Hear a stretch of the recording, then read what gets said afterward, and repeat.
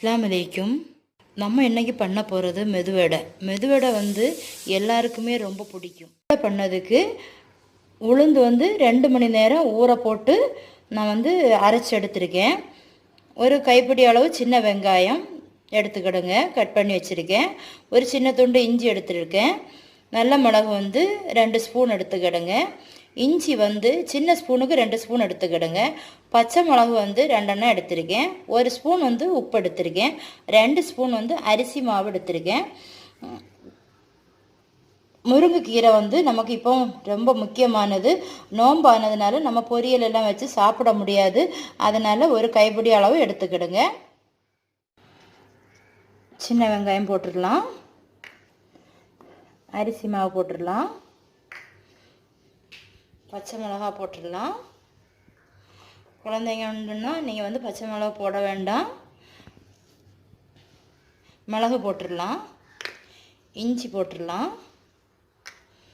உப்பு தேவையான அளவு போட்டுடலாம். ஒரு கைப்பிடி முருங்கைக்கீரை நல்லா கிள்ளி வாஷ் பண்ணி வச்சுருக்கேன். அதை போட்டுடலாம். நம்ம கிளறி எடுத்தாச்சு. மெதுவடை போடுறதுக்கு போது எப்போவுமே நீங்கள் தண்ணி தெளித்து தான் அரைக்கணும். அரை டம்ளர் 1 டம்ளர்னு கிரைண்டர்லையோ மிக்சியிலையோ ஊற்றக்கூடாது. அதனால் ஒரு மாதிரியாகவே இருக்கும், ஒட்டி ஒட்டி வரும். நமக்கு வடை ஆயிலில் போடும்போது இந்த மாதிரி எடுத்துக்கிடுங்க.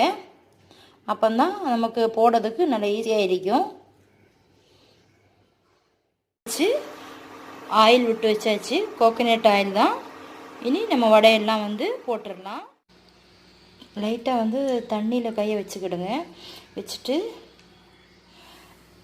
மாவு ஒரு உருண்டை இப்படி எடுத்து உருட்டிக்கிடுங்க. உருட்டிட்டு இந்த பெரிய விரலை வச்சு இப்படி ஒரு ஓட்டை போட்டுக்கணும். ஈஸியாக நமக்கு போட்டுக்கலாம். ஒரு தடவை கூட காட்டுறேன்.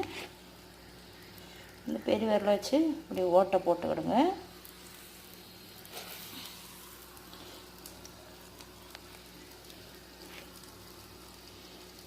இதில் வச்சுட்டு மாவை இப்படி வச்சுட்டு ஈஸியாக நம்ம கவரில் எல்லாம் பண்ணணும் எல்லாம் தேவையில்லை. இப்படியே நம்ம ஒரு பக்கமாக நம்ம திருப்பி போட்டுடலாம்.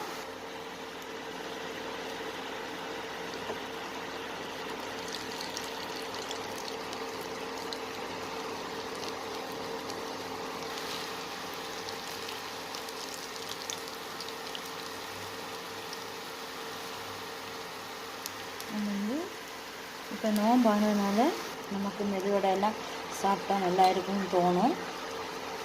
கட்லெட்டு, மெதுவடை, சமோசா எல்லாமே கொஞ்சம் காரமாக சாப்பிடணும் போலே தோணும். நல்லா ஃப்ரை ஆகிடுச்சு. இனி நம்ம அதை எடுத்துடலாம்.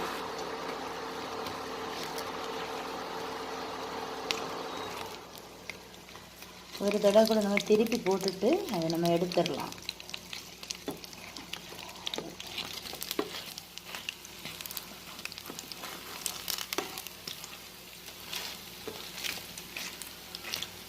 நல்லா முறுன்னு உளுந்த வடை ரெடி. மறக்காமல் ஃபுட்டி வித் டினி சேனலை சப்ஸ்கிரைப் பண்ணுங்கள். பெல் ஐக்கானை நோட்டிஃபிகேஷன் வர மாதிரி வச்சுக்கிடுங்க. அப்போ தான் நான் போட வீடியோ உங்களுக்கு நியூ வீடியோ